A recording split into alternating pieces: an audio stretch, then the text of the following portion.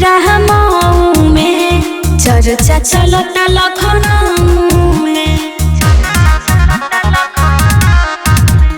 गोरखपुर छपरा मऊ में चर्चा चलता लखनऊ में। बोला कबले जवानी आबाद रही आबाद रही। और जवने जिला में निषाद रही उ जिलाए जन जिंदाबाद रही। जवने गली में निषाद रही उ गली जन जिंदाबाद रही।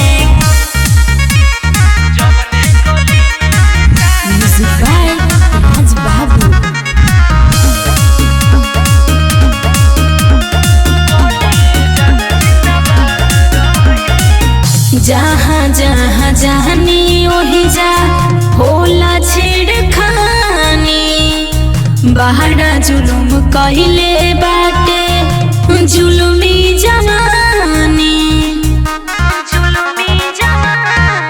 हमरा बारे में जिला जवार जनेला हई पुलिस दरोगा थानादार जनेला।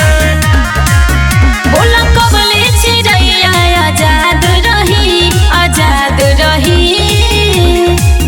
और जवने जिला में निषाद रही उ जिलाए जन जिंदाबाद रही। जवने गली में निषाद रही उ गली जन जिंदाबाद रही।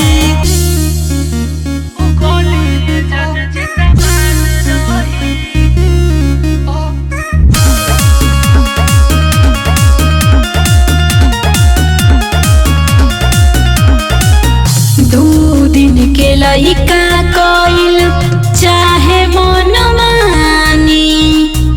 दिहल चाहताटे आपन निशानी।